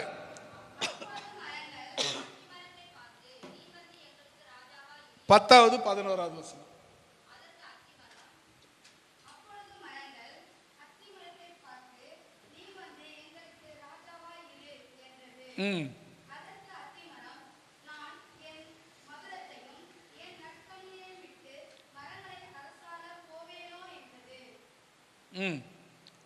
அவ்வளவுதான். சரி, இப்ப பார்ப்போம் என்ன சொல்லுது. மறுபடியும் அந்த வசனத்தை வாசிங்க. அத்திமரம், அத்திமரம் தெரியல உங்களுக்கு? என்ன என்ன எப்படி அந்த அத்திமரம் தெரியும் உங்களுக்கு? அத்திமரம்னா நமக்கு ஈஸியாக தெரியுது, அதனுடைய பழம், அத்தி மரத்தினுடைய பழம் மனுஷர்கள் சாப்பிடக்கூடியதாக இருந்தது. ஒரு இடத்துல இயேசு கிறிஸ்து அத்தி மரத்தை பார்த்து பழத்தை தேடுறாரு, பசியாக இருந்து பழத்தை தேடுறாரு. அதில் அத்தி பழம் இல்லைன்னு சொன்ன உடனே அத்தி மரத்தை பார்த்து சபிக்கிறார், இனி ஒரு காலம் உங்கள்கிட்ட பழம் வரக்கூடாது அப்படின்னு சொல்லிடுறாரு. உடனே என்னாச்சு? பழுக்கலை, பட்டு போச்சு மரம். அப்போது அத்தி மரம் எப்படிப்பட்டதுன்னு சொன்னால், அத்தி மரம் இப்போ அத்தி மரத்தை பார்த்து இவங்க என்ன கூப்பிட்றாங்க? நீ எங்களுக்கு ராஜாவாக இரு அப்படின்னு சொன்னாங்க. அதுக்கு அத்தி மரம் என்ன சொல்லுது?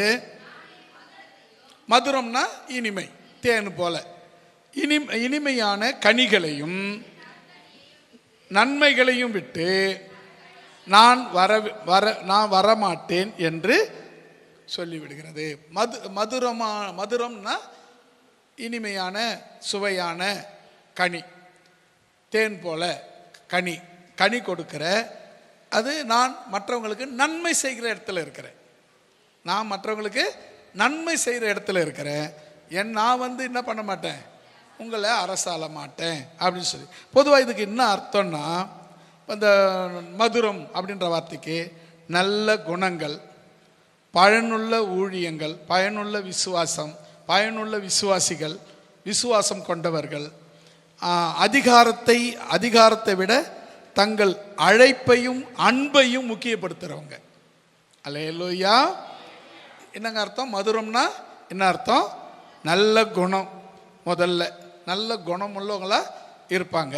அப்புறம் பார்த்திங்கன்னா நல்ல விசுவாசம், நல்ல விசுவாசியா, நல்ல ஒரு தேவனுக்கு ஊழியம் செய்யக்கூடிய, தேவனுக்கு பயனுள்ள பாத்திரமாக அவங்க இருப்பாங்க.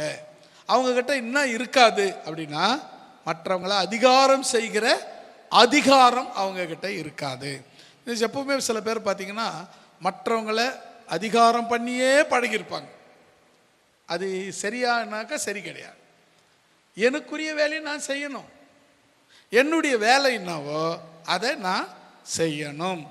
எல்லாத்தையும் மற்றவங்களை நம்பியே எதிர்பார்த்தே நம்ம கூடாது, வாழக்கூடாது. அது கடைசியில் எங்கே கூட்டுறோம்னா நிர்கதியான இடத்துல கொண்டு போய் விட்டுரும். இப்போ அத்திமரம் நல்ல குணம், நல்ல பழக்க வழக்கம், நல்ல ஊழியம், நல்ல விசுவாசி, நல்ல பண்புள்ள விசுவாசி, பக்தி உள்ள விசுவாசி, தேவனுக்கு பயப்படுகிற விசுவாசி, இவங்க எல்லாரும் எதை விரும்ப மாட்டாங்க? அதிகாரத்தை விரும்ப மாட்டார்கள். அல்லேலூயா. அதனால் அத்திமரம் அதனுடைய மதுரத்தை விட்டு மரங்களை அரசால வரமாட்டேன் என்று சொன்னது. அல்லேலூயா. மூன்றாவது 12-13 வசனம். மரங்கள் எல்லாம் போய் திராட்சை செடியை பார்த்து நீ வந்து எங்களுக்கு ராஜாவாயிரு என்றது. அதற்கு திராட்சை செடி தேவர்களையும் மனுஷரையும் மகிழ்விக்கிற என் ரசத்தை விட்டு மரங்களை அரசால நான் வரமாட்டேன் அப்படின்னு சொல்லிடுச்சு. சரி, இப்போ நீங்கள் நல்லா கவனிக்கணும். இப்போ இங்கே வந்து என்ன சொல்லணும்னா, உங்களுக்கு நல்ல திராட்சை செடி பற்றி உங்களுக்கு நல்லா தெரியும். தெரியுமா? தெரியுமா? வீட்டில் வளர்க்குறீங்களோ? அது வந்து எப்படிப்பட்ட இடத்துல வரும்னா, குளிர்ச்சியான இடத்துல தான் திராட்சை செடிலாம் வரும். நம்ம இடத்துங்களில் வரவே வராது, கருகி போயிடும். முளைச்சி வந்துச்சுன்னா கூட கருகி போயிடும், வராது. அது எப்படின்னா, கொஞ்சம் நல்ல குளிர்ச்சியான இடத்துல, ஏற்காடு, ஏலகிரி, அப்புறம் வந்து மூணாறு, இது போல் ஏரியாக்களில் அது வரும். இங்கெல்லாம் வரவே வராது. நீ எப்படி வளர்த்தாலும் சில இடங்களில் வளர்க்குறாங்க. எப்படி வளர்க்குறாங்கன்னா, மேலே ஒரு கூடாரம் அமைச்சு அது கீழே நெயல் தர மாதிரி, ரொம்ப நெயல் தர மாதிரி வச்சு அது வளர்க்குறாங்க. அது ரொம்ப கஷ்டப்பட்டு வளர்க்குறாங்க. அந்த செலவுக்கு இந்த செலவுக்கு கணக்கு பண்ண ஒன்றுமே இருக்காது. சரி, அது ஏன்னா வளர்க்கணுன்றதுக்காக வளர்த்து காமிக்கிறாங்க, அவ்வளோதான். சரி, கவனிங்க. இப்போ திராட்சை செடியை பற்றி உங்களுக்கு என்ன தெரியும் சொல்லுங்கள்.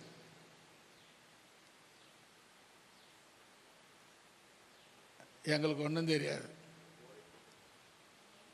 போதை பொருளா? புரியல.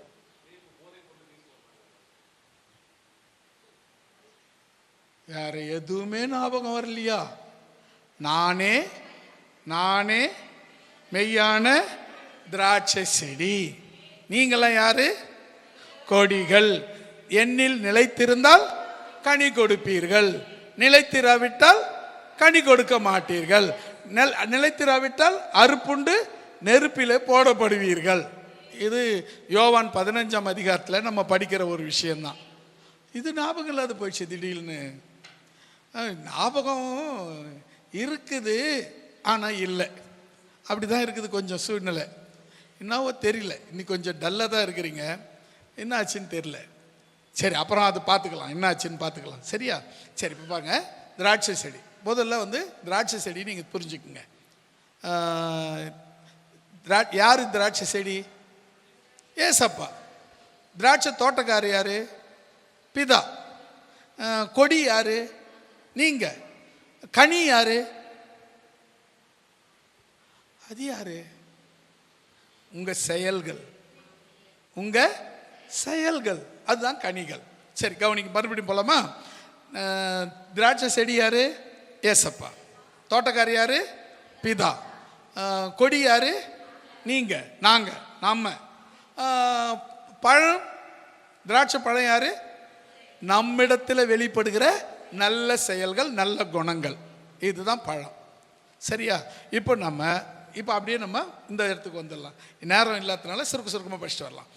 திராட்சை செடி படிங்க. திராட்சை செடி வசனம் படிங்க. 12வது வசனம்.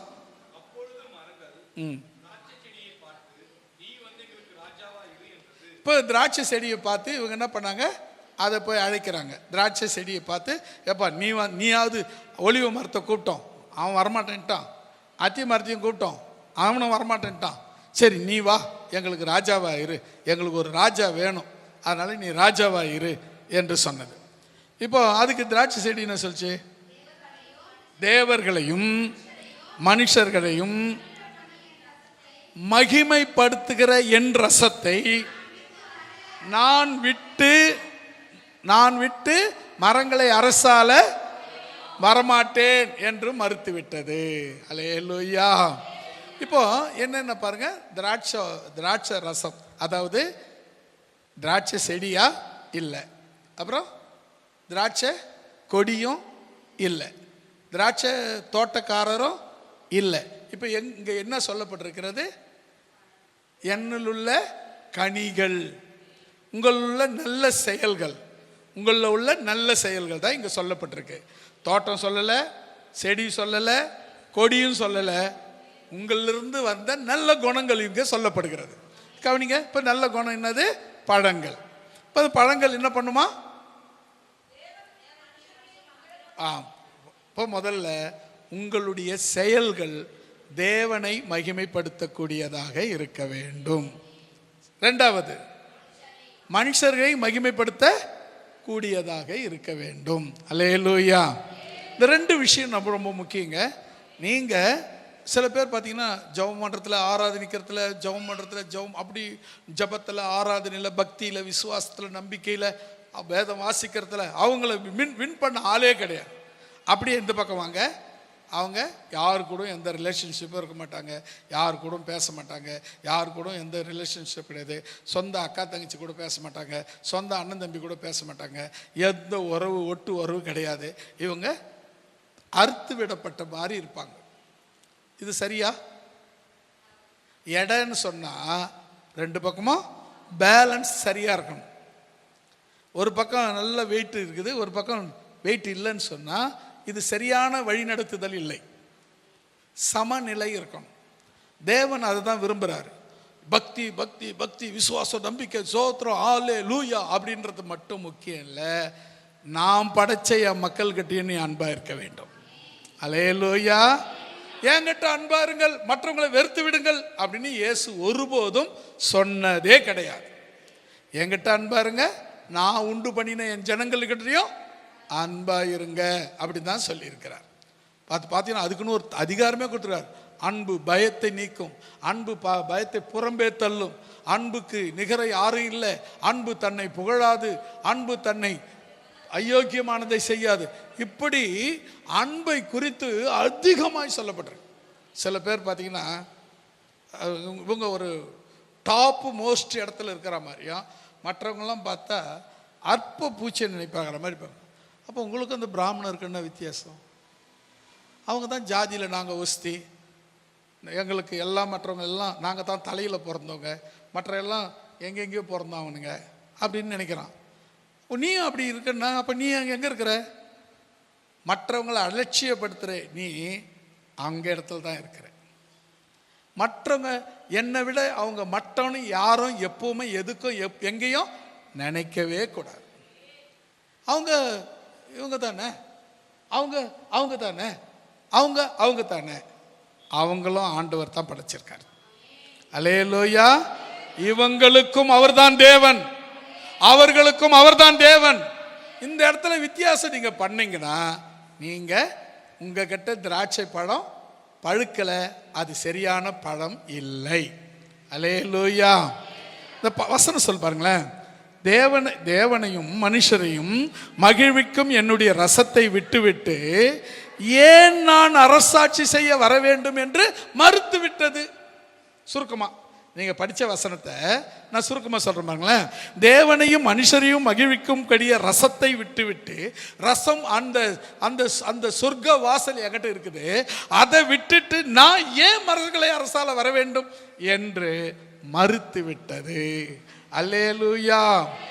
இதுக்கு என்னங்க அர்த்தம் அப்படின்னு சொன்னா பார்த்தீங்கன்னா, சமுதாயத்திற்கு ஆசீர்வாதமா இருக்கணும். நாம் எல்லாரும் பொதுவா தேவனுக்கும் சமுதாயத்துக்கும்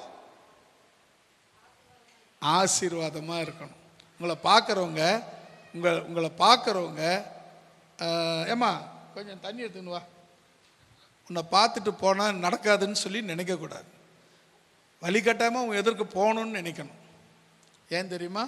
நம்மளை அவங்க ஒதுக்கக்கூடாது. நம்ம அவங்கள ஒதுக்கிட்டு நம்மளை ஒருத்தர் ஒதுக்குறாங்கன்னு சொன்னால் உங்கள்கிட்ட இருக்கிறது நல்ல பழம் இல்லை. அது நீங்கள் பிடிக்கும். முதல்ல நம்ம சமுதாயத்துக்கு ஆசீர்வாதமாக இருக்கணும். அல்லேலூயா. தேவனுக்கு ஆசீர்வாதமாக இருக்கணும். அது முக்கியமானது. அதே பேலன்ஸில் சமுதாயத்துக்கும் நம்ம ஆசீர்வாதமாக இருக்கணும். சொந்த குடும்பமாவது நம்மளை ரெஸ்பெக்ட் பண்ணணும், மதிக்கணும். அதுதான் மதிக்கணும். எல்லாம் ஏந்து என்னை மதிங்க, எல்லாம் ஏந்து மதிங்க அப்படின்னு கேட்டு வாங்கிறது இல்லை மரியாதை.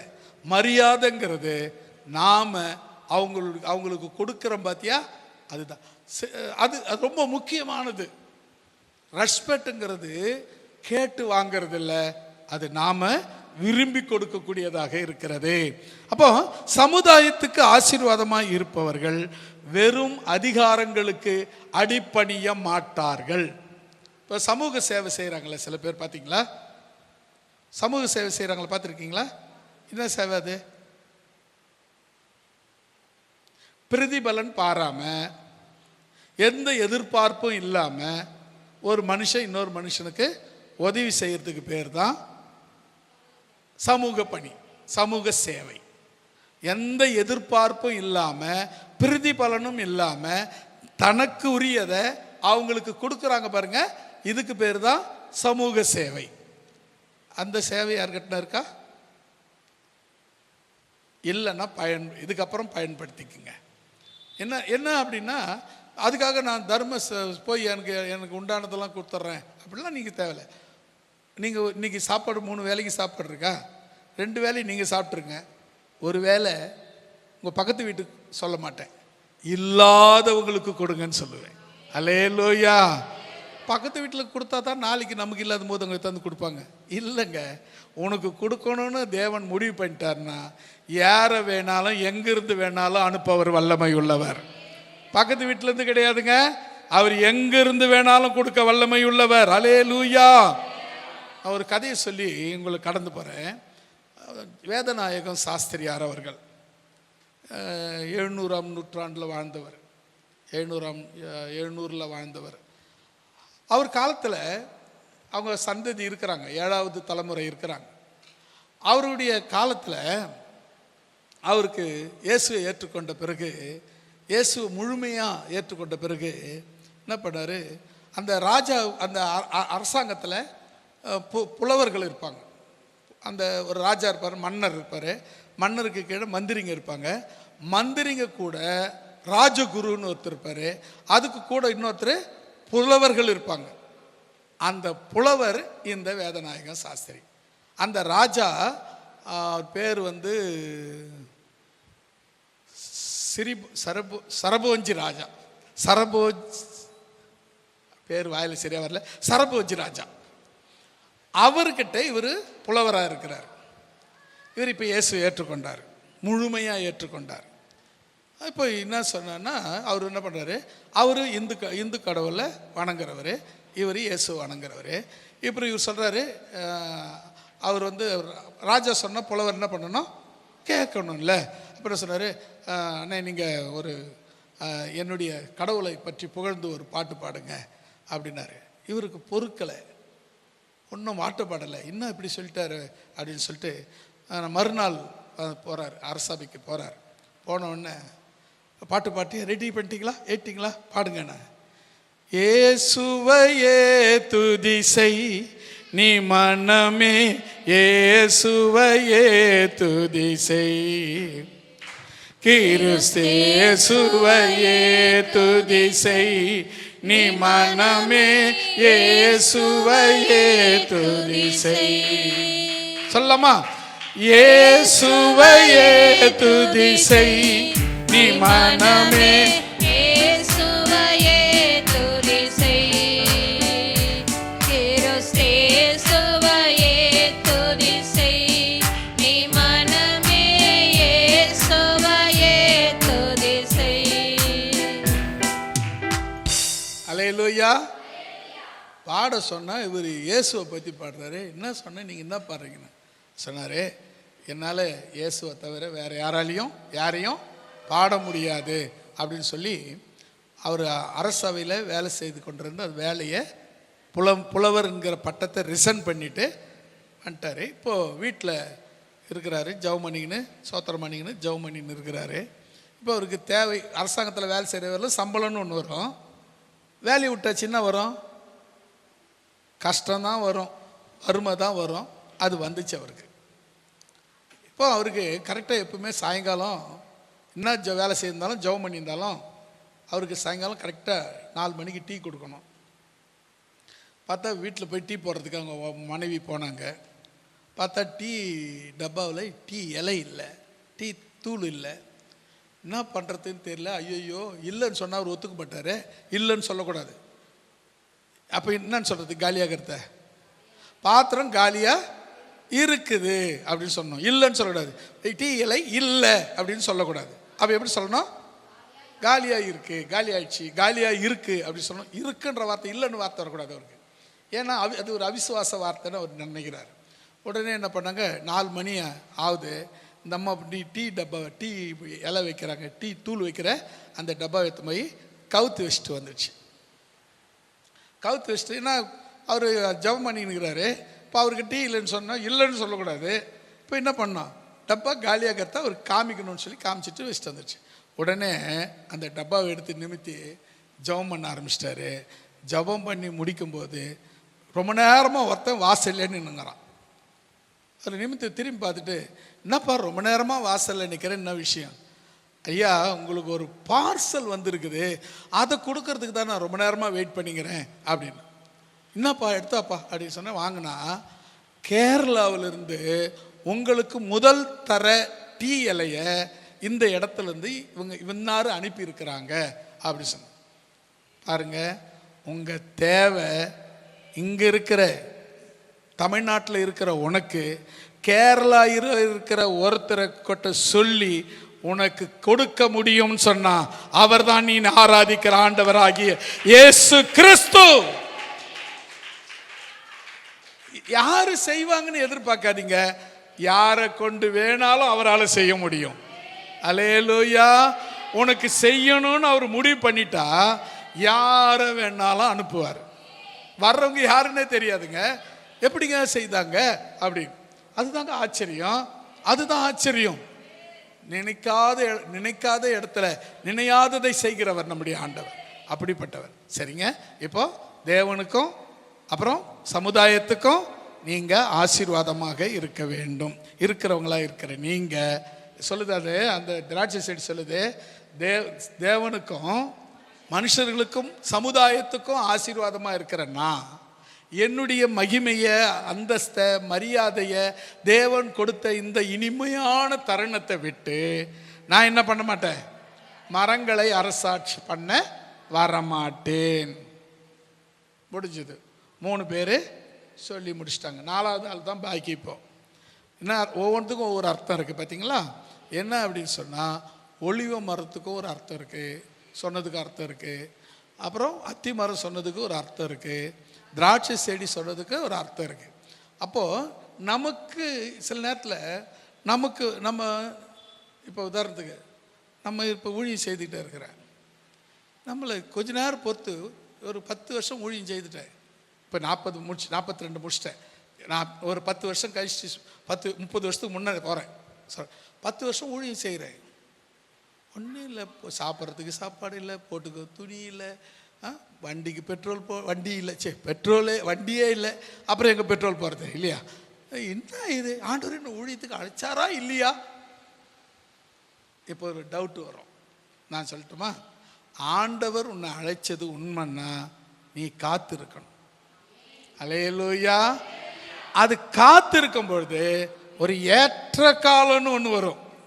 அந்த ஏற்ற காலம் வரும்பொழுது உனக்கு நடக்க வேண்டியது எல்லாம் நடக்கும். அதை எவனாலையும் எந்த கொம்பனாலையும் தடுக்கவே முடியாது. அல்லேலூயா.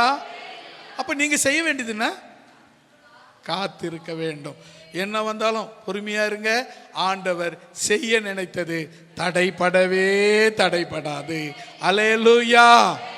இப்போ நீங்க நிறைய நேரங்களில் நம்ம பார்ப்போம், நாங்கள் அவங்கள கொடுக்குறேன்னு சொன்னாங்க, அவங்கள போய் நம்ம பகைச்சிக்கலாமா, கொடுக்க முடியாது அப்படி பண்ணிட்டாங்க. இல்லைங்க, ஆண்டவர் உன் பக்கத்துலேருந்து கொடுக்கணும்னு அவசியம் இல்லை. அந்த வேதநாயகம் சாஸ்திரி அவர்களுக்கு தஞ்சாவூரில் இருக்கிற அவருக்கு, தஞ்சாவூரில் இருந்த அவருக்கு கேரளா எங்கேயோ இருக்குதுங்க, அடுத்த ஸ்டேட். அது அடுத்த ஸ்டேட்லேருந்து ஒரு டீ இலைய தேவன் ஒரிஜினல் ஃபர்ஸ்ட் குவாலிட்டியை உனக்கு அனுப்பி, நம்ம வாங்குறதெல்லாம் செகண்ட் குவாலிட்டி தான். நம்ம கடையில் வாங்குறோமா அதெல்லாம் செகண்ட் தேர்ட் குவாலிட்டி தான். ஃபஸ்ட்டு குவாலிட்டி நேராக ஏற்றுமதியாகி வெளிநாட்டுக்கு போயிடுது. நம்ம வாங்குறதுலாம் 2 செகண்ட் குவாலிட்டி தான். ஆனால் இந்த வேதநாயகன் சாஸ்திரி வாங்கியிருந்தா கூட செகண்ட் குவாலிட்டி டீ தான் வாங்கியிருப்பார். தேவன் கொடுத்ததுனால அது ஃபஸ்ட்டு குவாலிட்டி டீ தூளை கொடுத்தார். அல்லேலூயா. நீங்கள் பிரயாசப்படுறீங்க, சில நேரத்தில் நடக்கலை, சில நேரத்தில் நடக்கவே இல்லை. என்னங்க பெரிய தொல்லைங்க, கஷ்டங்க, என்னத்தை இயேசுவை ஏற்றுக்கொண்டு ரொம்ப கஷ்டப்படுறேங்க அப்படின்னு நினச்சிங்கன்னா உங்களுக்கு தான் இந்த வார்த்தை. உங்கள் கஷ்டமெல்லாம் கண்ணீர் எல்லாம் மாறி போகும். ஒரு நாள் நிச்சயம் உண்டு, உன் எல்லா நிலைமையும் மாறும்.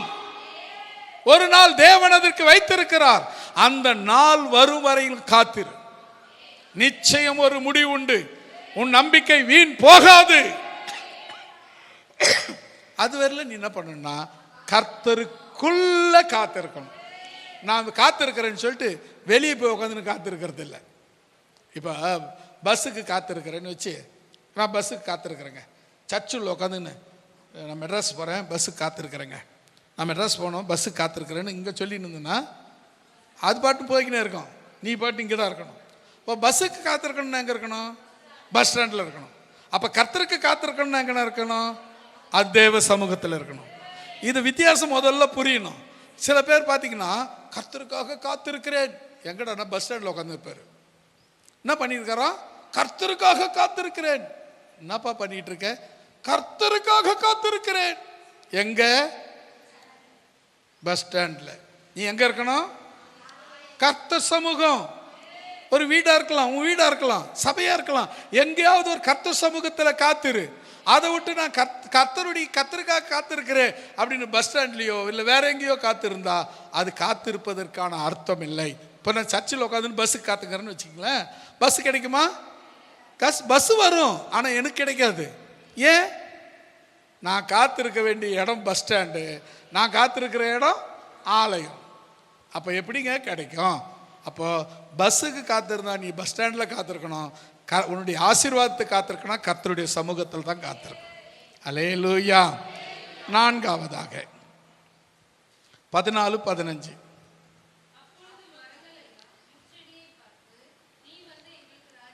மரங்கள் எல்லாம் முட்செடியை பார்த்து நீங்க வந்து எங்களுக்கு ராஜாவா இரு என்றது. அதுக்கு முட்செடி மரங்களை பார்த்து என்னை உங்களுக்கு ராஜாவாக்குறது ஒரு உண்மைன்னா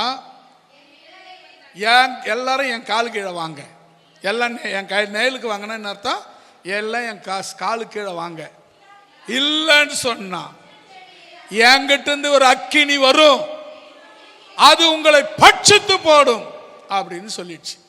இந்த வசனம் நீங்க படிச்சதை நான் சுருக்கமா சொன்னேன், அவ்வளவுதான். அதுல இருக்கத்தான் சொன்னேன், கவனிங்க. இப்போ என்னாச்சுன்னா அடுத்தது 3வது 4வது இறுதியா கடைசியா இப்போ இது நம்ம படிக்கிறது யோதாம் சொன்ன உவமை. யோதாம் சொன்ன உவமை தான் நம்ம படிச்சுட்டு இருக்கோம். அவன் என்ன சொல்றான்? யாருக்கு சொல்றான்? அந்த சீகேம் மக்களுக்கு, அபிமெலேக்க ராஜாவா ஆக்கின அந்த சீகேம் மக்களுக்கு, 70 பேரை கொன்ன அந்த சீகேம் மக்களுக்கு சொல்றான். சரியா? இப்போ என்ன சூழ்நிலை, என்ன சந்தர்ப்பம் வந்தாலும் உன் ஸ்தானத்தை விட்டு கொஞ்சம் கூட விலகக்கூடாது. அல்லேலூயா. என்ன வேணாலும் வரட்டும், அதுதான் பெக்மன் சொல்ற, என்ன வந்தாலும் எது நடந்தாலும் அப்பாவ ஸ்தோத்தரிப்பே. என்ன வந்தாலும் எது நடந்தாலும் அப்பாவை ஸ்தோத்தரிப்பே.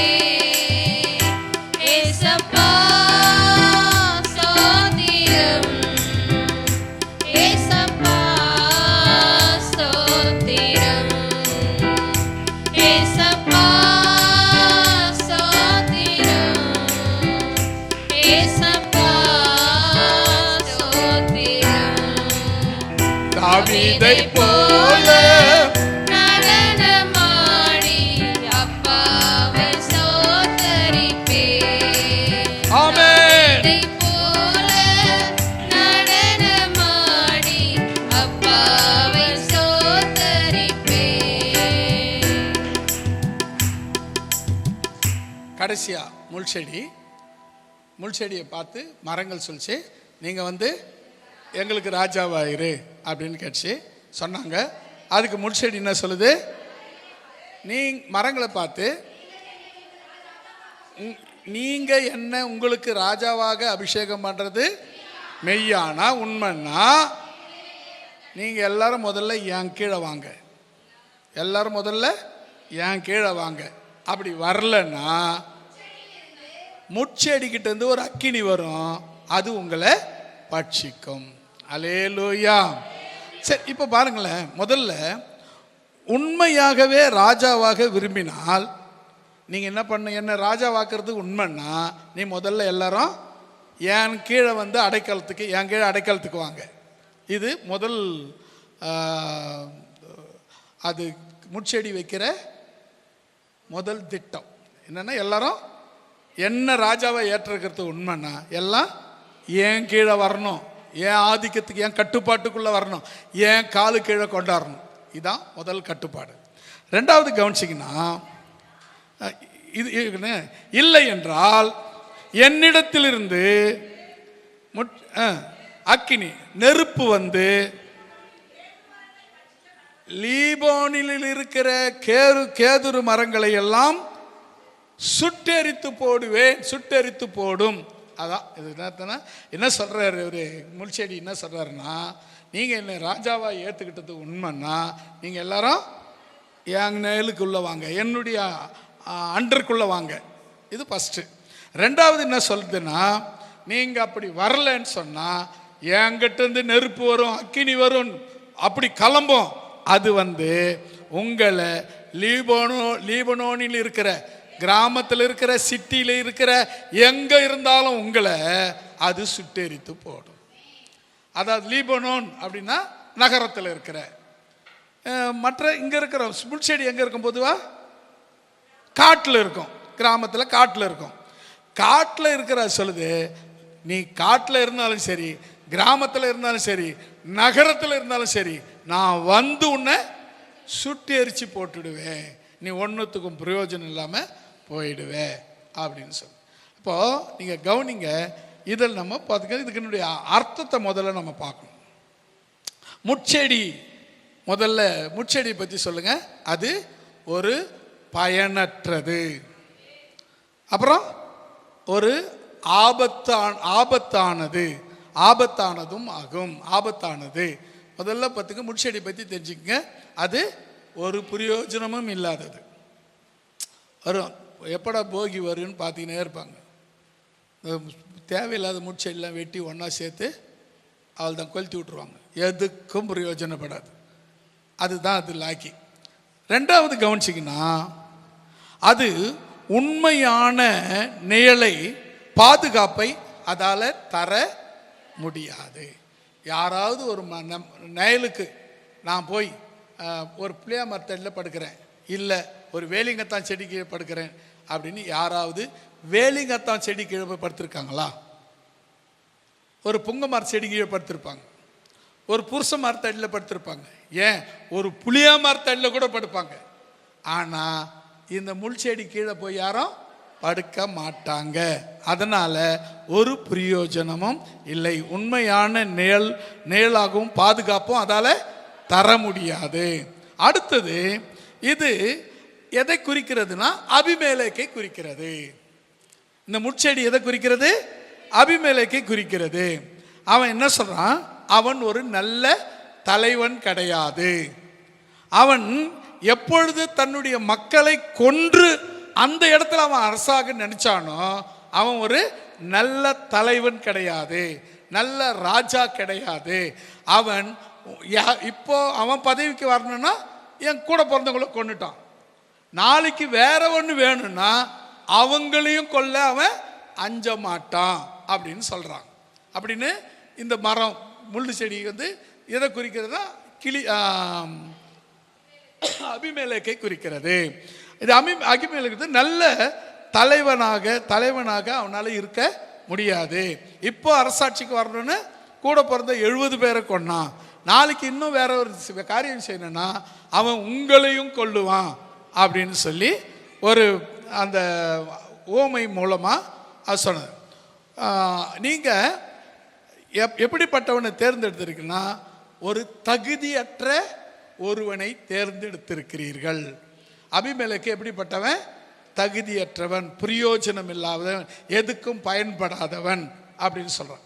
அடுத்தது சொல்றாரு, அதனுடைய அர்த்தம் என்னன்னு சொன்னா, அந்த தலைவர்கள் பின்னர் அழிவையும் கலகத்தையும் கொண்டு வருவார்கள்.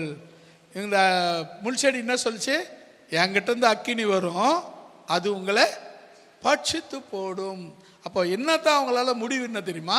அவங்க நல்லதையே செய்ய மாட்டாங்க. முடிவு என்ன தெரியுமா? கெட்டது தான் நடக்கும். அல்லேலூயா. அப்போ முக்கியமாக நம்ம தெரிஞ்சு கொள்ள வேண்டிய ஒரு சில காரியங்களை நான் உங்களுக்கு சொல்லுகிறேன். அதிகார ஆசை மட்டும் ஒருவரை நல்ல தலைவராக ஆக்க முடியாது. அதிகார ஆசை ஒருவரை நல்ல தலைவராக ஆக்க முடியாது. இரண்டாவது, உண்மையான தலைவர் தலைமை என்பது அது சேவை செய்வதுதான். உண்மையான தலைவனாகிறது, ராஜாவாகிறதுனா அது என்ன தெரியுமா? மக்களுக்கு சேவை செய்யறது தான் ஒரு தலைவனுடைய பண்பு. அப்போ அது யார்கிட்ட இல்லை? அபிமெலேக்கு கிட்ட இல்லை. அடுத்தது, ஆட்சி செய்வது மட்டுமல்ல, தகுதியான தலைமைத்துவத்தை தேர்ந்தெடுப்பது மக்களுக்கு தேர்ந்தெடுக்கலனா மக்களுக்கு தீமையை ஏற்படுத்தும். அல்லேலூயா. ஆட்சி செய்வது மட்டுமல்ல, தகுதியற்ற தலைவர்களை தேர்ந்தெடுப்பது மக்களுக்கு தீமை செய்வதற்கு தீமையை உண்டாக்கக்கூடியதாக மாறிவிடும். அல்லேலூயா. சொல்ல மாட்டீங்களோ? அவ்வளவுதானா? அடுத்தது பாருங்க, தேவனுடைய சித்தத்தை புறக்கணித்து மனித விருப்பப்படி செய்யப்படும் போது அது விளைவுகள் கடுமையாக இருக்கும். அல்லேலூயா. முதல்ல கவனிங்க, தேவனுடைய சித்தத்தை புறக்கணிச்சு மனித விருப்பத்துக்கு செய்கிறது முடிவு எப்படி இருக்கும்? கடுமையாக இருக்கும். அதன் விளைவு எப்படி இருக்கும்? கடுமையாக இருக்கும். இப்போ இதுதான் முட்செடி நமக்கு ராஜாவா வந்தா இப்படி தான் இருக்கும். ஒரு நல்ல தலைவனாக அதால் வர முடியாது. இந்த ஊமையின் மைய கருத்து, மைய செய்தி என்னன்னு சொன்னால், பயனுள்ள மரங்கள் நல்ல தலைவர்கள். பயனுள்ள மரங்கள்லாம் நல்ல தலைவர்கள். யார் யாரு? ஒலிவ மரம், அத்தி மரம், திராட்சை செடி போனவங்கெல்லாம் நல்ல தலைவர்கள், இல்லை நல்ல ராஜாக்கள். அப்போ கவனிங்க, ராஜ பதவியை நாடவில்லை. ஆனால் பயனற்ற முட்செடி அபிமெலேக்கு அதை விரும்புகிறான். அந்த 70 பிள்ளைங்க, அவங்க என்ன, அப்பா செத்து 70 பிள்ளைங்க நாங்கள் வந்து ஆள்றன்னு வரல. ஆனால் அபிமெலேக்கு முட்செடி போன்றவன் ஆள்றதுக்கு வந்தான். சரியா? அடுத்தது நம்ம கடைசியா, எனவே தகுதியற்ற தலைமை இறுதியில் அழிவை உண்டாக்கும் என்று எச்சரிக்கையை கொடுத்தான் யோதாம் என்று இந்த பகுதி சொல்லுகிறது. சரி, பார்க்கலாமா? இப்போ முடிவா ஒரே ஒரு வார்த்தை சொல்கிறேன். யோதாம் சீகேமின் மக்களை பார்த்து என்ன சொன்னா? உங்களுக்கு ஒரு ஓமையை சொல்கிறேன். என்ன சொன்னா? ஒரு மரங்கள் எல்லாம் போய் ஒலிவ மரத்துக்கிட்ட போய் நீ எங்களுக்கு ராஜாவாயிருன்னு சொல்லிச்சு. அது நான் வந்து தேவர்களையும் மனுஷர்களையும் மகிமைப்படுத்துகிறேன்னா அந்த இடத்துக்கு வரமாட்டேன் அப்படின்னு சொல்லிடுச்சு. அத்தி மரத்தை போய் பார்த்து கேட்டுச்சு, மரங்கள் எல்லாம் போய் கேட்டுச்சு, நான் என்ன சொல்லிச்சு? நான் சொன்னதை சொல்லுங்க. என் மதுரத்தையும் விட்டு நான் மரங்களை அரசால வரமாட்டேன் என்றது. மூணாவது, திராட்சை செடி நான் தேவர்களையும் மனிதர்களையும் பிரியப்படுத்துறேன்னா என்னுடைய மகிமையை விட்டு, எனக்கு கொடுத்த அழைப்பை விட்டு, என்னுடைய ஸ்தானத்தை விட்டு நான் அரசால வரமாட்டேன். ஆனால் முள்செடி நான் வரேன், ஆனால் எல்லாரும் என் அண்டரில் வாங்க, என் கீழே வாங்க அப்படின்னுச்சு. அதுக்கப்புறம் அப்படி வரலன்னா அக்கினி அனுப்பி சுட்டு எரிச்சிடுவேன் அப்படின்னு பயமுறுத்திச்சு. இதுதான் ஓமை. கவனிச்சிங்களா? நீங்கள் ஒரு நல்ல தலைமை, நல்ல சபை, நல்ல ஆராதனை, நல்ல வேத வசனங்களை போதிக்கிற ஒரு இடத்துல நீங்கள் இருந்தீங்கன்னா நல்லா வளருவீங்க. கர்த்தர் உங்களை ஆசீர்வதிப்பார். யாராவது ஒருத்தர் ஜெபிக்கலாம்.